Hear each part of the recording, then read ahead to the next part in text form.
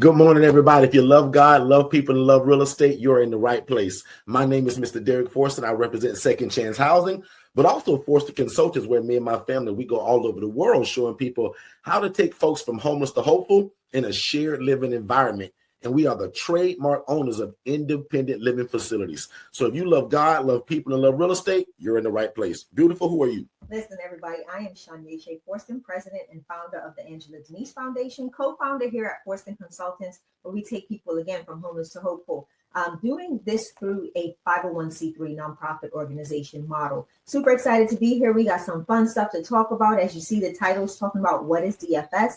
But before we get to that, we want to let you know all about the independent living facility model. So, Derek, go ahead and introduce them to the independent living facility model for those that don't know us, absolutely, that are new to us, and may just be interested in knowing what the heck are we talking about. Absolutely. So, first of all, also, again, just thank y'all so much for being here, because you guys have a lot of choices of where you could be, and y'all chose to be here. So we super appreciate that. We've been getting a lot of new people from all over, right? And our coaching right now is in 39 states out of the 50. So the model in which we teach, which is the independent living facility model, it works in all 50 states. We're just blessed enough to have coaching clients in 39 out of the 50. I always like to find out if there's somebody in here that's somewhere where we haven't launched somebody.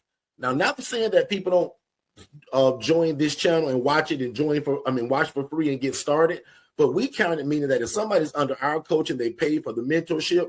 That's kind of how we count those states, because I can imagine our coaching is probably in all 50 states just from people that join in and watch it. Let me know what city and state. So again, like a lot of you guys are like close in proximity, but again, no matter where you live at, and just because I never want to just take for granted everybody knows who we are and what we do, really quickly. My name is Derek Forston. Many years ago, lucky for y'all, I was a social worker, begging God to get into this. And really fast, watch me go through this story. I saw a lady making 41 grand a month, housing people in rats and roaches. And it was always my dream to start what I thought was a group home. But what I've learned is that a group home's got a lot of red tape and a lot of hula hoops to jump through to get in it. And I'll admit, that's got a place for it too, but that's just not my model. I'm more of a right now kind of guy. I don't know if that's just kind of my makeup. I'm not crazy about what sign you are and all that, but I am a Scorpio. And I heard that Scorpios like things now, are impatient. And I don't know if that fits, but I'm kind of like that. I'm a right now guy. So what I call the ILF model, it's the right now model. The group home model, the IDD, all of those other models, the ALF, those takes months and sometimes years to get them up and running to become profitable. But with an ILF, I can go and rent a house tomorrow. Go on social media, LinkedIn, Instagram, Facebook, TikTok, and Threads, Snapchat, and YouTube, and run this big mouth and tell people, hey, guys, if you're a social worker or a case manager, give me a call. We got clean, affordable housing, and I want to help you and your clients to a better path. Guys, like, to me, that's not rocket science. The rocket science is coming inside of it once you get started, especially if you've never ran a business. Because quite frankly, 90% of people we run into have never ran a business, just period. Most people hear this and say, oh my God, I can do God's will, make a bunch of money and be involved in real estate. Sign me up. Yep. God, that was me 19 years ago. I saw a lady making 41 grand housing people in roaches and in rats. And I said, oh my goodness, mistreating people. She's making 41 grand a month as I was making 28 grand a year as a social worker. So I said to him, I said, real fast, Anthony, I said, like, this is going to be a no-brainer. Yeah. If that lady can mistreat people and do it the wrong way and make 40 grand, can you imagine what my life going to be like when I treat God's people with dignity? Can you imagine what God going to view me as? Because God loved that same lady just like she loved me. But I would like to think he's a little disappointed in how she's doing that. Right. Yeah. So these are God's people, and one day we're going to be held accountable for how we treated them. So really simple, saw a lady doing it wrong.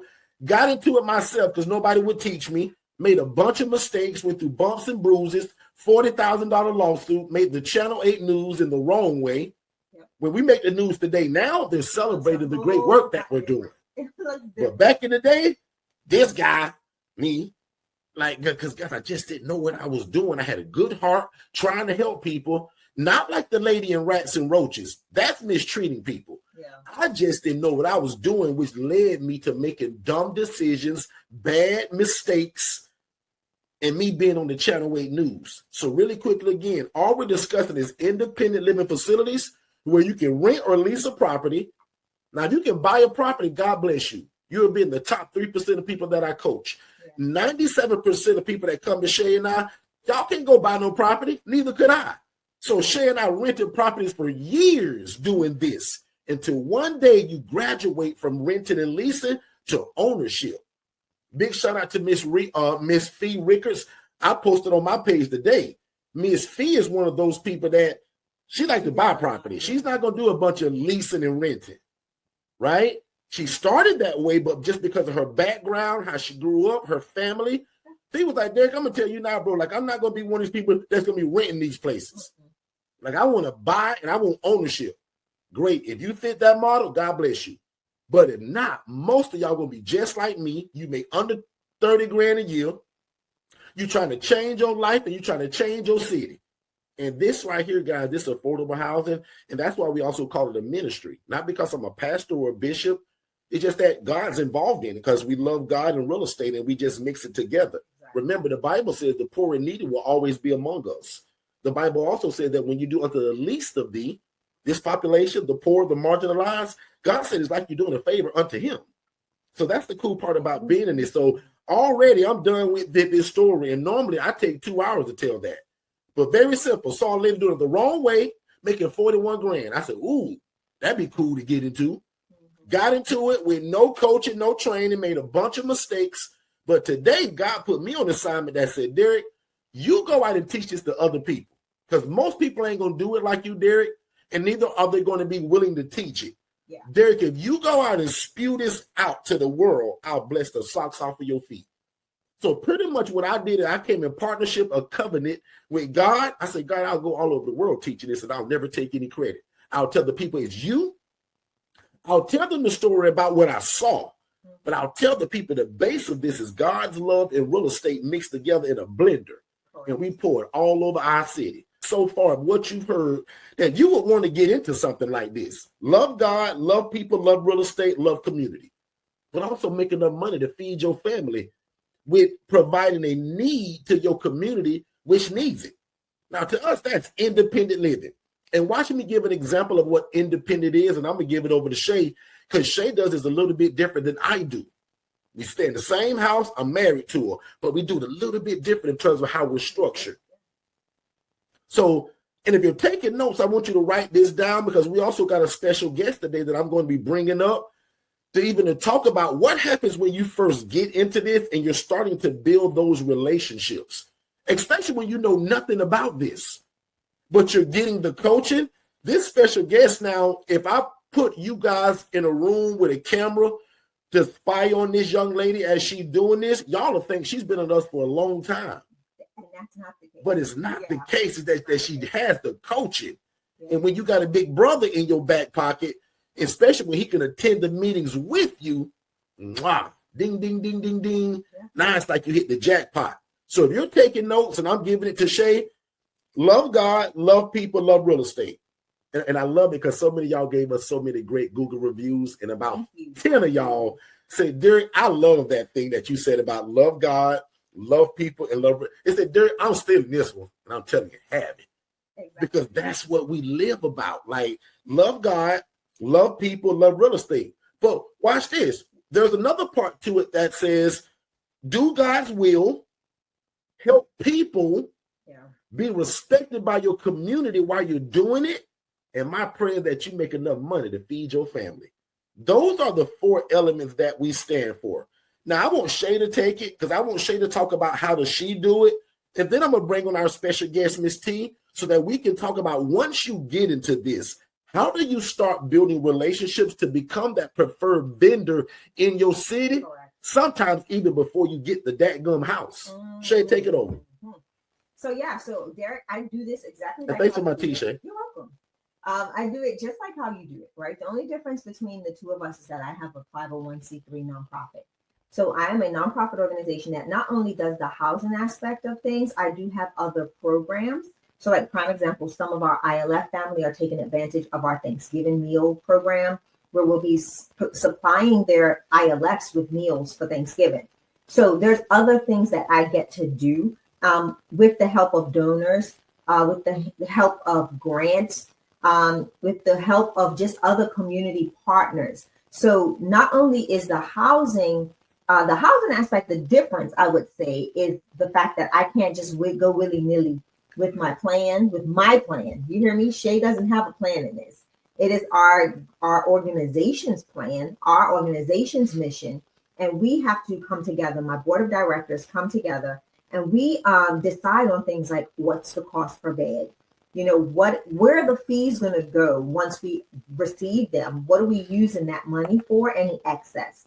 So a lot of times, it's the direction of the nonprofit, it's the direction of the housing, what we're going to do. It's usually it's a group initiative. Yes, ma'am. Right? I can found it. I can be the founder of it, but ultimately it's a group collaborative that comes together, and we make the decisions on how we can best affect and help our community, impact our community. So that's literally the only difference in what you do. Like I said, I can't just go in the wallet and say, I'm going to do this, right? We having a conversation coming up with our accountant about, how can we offset some tax liability, some liabilities, not liabilities, some of our taxes, right? So the conversation with that accountant was, you can't do this from the Angela Denise Foundation. Mm-hmm. I'm like, I know that. I was never thinking to do that, right? If I'm going to do that so the whole goal is to get another vehicle, a larger vehicle, so that we can do a lot of what we do right. On the day-to-day. I drive a smaller car. Derek has a truck. So it's like, you know what? There are times I want to take the ladies out and do different things. There are times like this week, SNAP benefits. None of our residents got their SNAP benefits until yesterday. So guess what we did? We loaded up my car as full as we could. Full of chicken. Yeah, food, like so that they can have meals. So again, it's getting a vehicle, blah, blah, blah. I can't do that with the Angela Denise Foundation's funds and just call my accountant and say, hey, the Angela Denise Foundation needs a vehicle. We want to spend X amount of dollars. Give me your blessing. It doesn't work like that. I have to literally go before my board of directors. We have to look at our finances along with our accountant and see if it's a feasible thing, or I can go to car dealerships in the community and write them a vision, my mission, my why, and see if anybody's willing to donate a vehicle. Mm-hmm. Or take a substantial amount of money off of the cost of the vehicle and hand it over to us, for a discounted fee. So those are things that I can do from the 501c3 perspective, but you won't be able to do that. Like, you can't just walk into a dealership and say, hey, I have a nonprofit. I would like to sit down and talk to you about some of the things that we're looking for, and we would love to partner with you all and maybe, get a vehicle in the process, right? So those are some of the things that you can do. And I mean, I can do and you can't. So again, housing, exactly the same, right? I can rent, I can purchase, I can do all of that. Not I, but we can as an organization. We can do all of that. We can run our ILFs the exact same way, but when it comes to the allocation of funds, they have to go where they are stated to go, and it has to be documented. Okay. So I hope that helps somebody. Good stuff. So if you're in TikTok, come over to YouTube. And when you join us at YouTube, let me know that you came from TikTok so that I can shout you out. And that's called Forston Consultants. Y'all come to the YouTube channel. That way you can see all of these slides that I'm getting ready to show you. Because I also want you guys to hear the special guest. And if you're on TikTok or anywhere else, you won't be able to hear Miss T. T, real quickly. Hey, how are you? You tell everybody what your name is and the name of your program. At the same time, I'm going to ask for a mic check to make sure that everybody can hear T. So T, your name, where you're located, and what's the name of this program that you literally just built because you met me like 2 days ago? So my name is T. Sims. I'm located in the Baltimore, Maryland area, and my company is called New Star Solutions. I kept seeing people mention Baltimore. So I just want to show you somebody that literally, guys, and I'm joking, it wasn't 2 days ago, but literally T is very new to us, like super new, but somebody that's kind of been looking for this and jumped right into the coaching. So what we're getting ready to talk about today is building relationships. I know that today's title says, what is DFS? And for a lot of y'all, remember, Shay is giving y'all kind of a master overview of what that is. But more importantly, I want you guys to hear from somebody that's really new to us of what it looks like to build relationships while under the coaching. It's one thing to get that portal and all the DIY stuff and the paperwork and my recorded coaching. It's great. People get it, they brag about it, they love it. But it's nothing like having a coach. So T, let's do a back and forth. T, when did you come into us in terms like when did you find us and when was your first coaching? And was you looking for this or did it just slap you in the face? So it's been back a month and maybe a week or two now. I've been with you guys. I was looking on YouTube and I found you guys. One thing that drew me to you guys is because, like you're saying, you can make an impact in the community.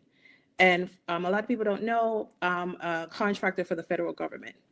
So I'm always, looking for something because any minute I can be laid off, any minute that contract can be gone. So I want something that I can work harder on my business than somewhere else. So when I found you guys, I was like, yes, this is it. Good stuff. Gosh, you mentioned something about government contracted, and a lot of you guys, luckily now, I think that thing's over, right? Now, in terms of the SNAP benefits, like I literally recorded one of my guys because he was so excited that he got it back. So is the government shutdown over? Perfect. They're saying it's over. But look at what T said, though. In these last 2 weeks, you won't believe how our discovery calls went through the roof. And a lot of those people, 45%, that's usually unusual, they were government workers, people that were afraid of what was going to happen. And it was also some people that the light bulb came on for them and said, you know what? I need to get me a backup plan because this government thing and my job isn't guaranteed. And if you came to my master class, can somebody tell me kind of what the theme was? What was my first slide? Your job isn't guaranteed, but the need for housing is. So back on UT, you've told the people how long you've been around us. Talk about now in terms of because T, you're somebody that went through the coaching kind of, I'm going to say fast in terms of the material. And you had me on Zoom calls and phone calls with you like in your first week of picking up the phone. Tell people what does that look like? How did that start? And how did you get me on the phone? Like, why was I there? I know in your coaching, you said, hey, we got to make contacts with these organizations. We got to put ourselves out there so they know who we are. So I was like, okay, let me pick up the phone and let me start calling. So I will call and say, hey, I have affordable housing. And they're like, sure. Can we set up a meeting? And I'm like, a meeting? Sure. So being new, I don't know exactly what to say, how to say it. So, because I'm on their coaching, I called you and said, hey, can you be on this meeting with me? So, that just made me feel relieved because if I say the wrong thing, if I, don't know what to say, you're there for my backup. Now, I want to tell y'all a secret, right? So we're all family here. In how this works, and again, she's moving so fast through the coaching, she hadn't even got to the point of where the coaching starts to say, now, T, of course I can be there, but T, I want you to actually do it. I'm going to coach you. Now, if you're shaking in your boots and you got a meeting, I'm going to do it. But T, I want to teach you. Y'all, T didn't even get to that point. She said, Derek, got to meet Monday. You coming? And because I do offer that, I say, absolutely. But who am I? So T, can you tell the people, first of all, again, where do you live? Where do I live? And tell the people, who do you tell me I was going to be on this call? Okay. So I'm in Baltimore, Maryland, and you're in Florida. So introducing you to these organizations, I say you're my program manager and I'm the program director. And I just try to edify you so they'll say, okay, this guy knows who he's talking about. So he's been in the industry for over 9 years. He's an expert in his field. So just letting them know, okay, this is somebody you need to listen to when I pass the ball over to you. And she's having so many meetings, guys, so fast that like the first meeting, she's like, Derek, I ain't doing no talking, bro. You take it over. I'm going to sit back and take notes. Hold on real quick. So we actually had to join us via phone call. So for those that missed that was a couple, like, what was that, a week and some change ago? We had T join us on a Monday or a Tuesday night, where she joined us via phone call and discussed that first meeting.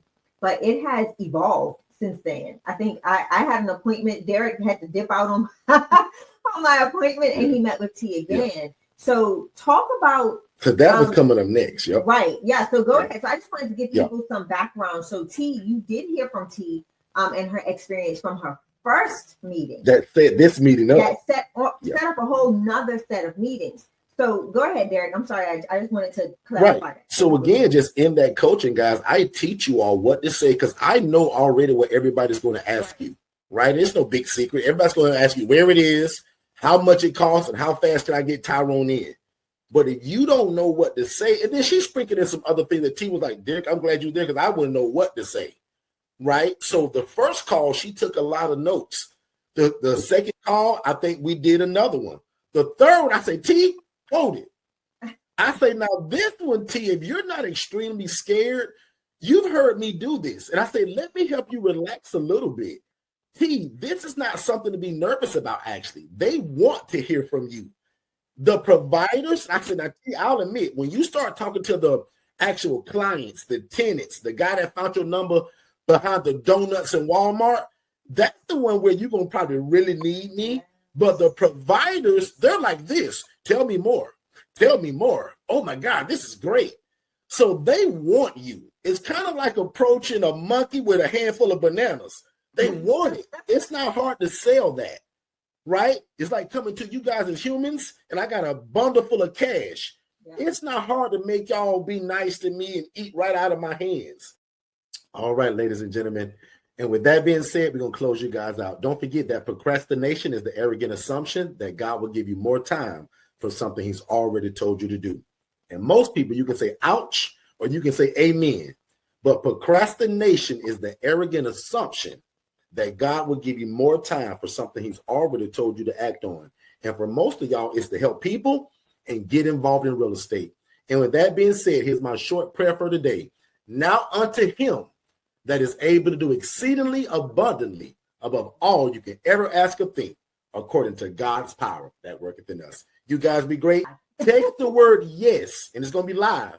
If you want to take that class with Shay to learn about this system, text the word yes to 407-326-0086. T, you have a beautiful day, sis, and we'll see you soon.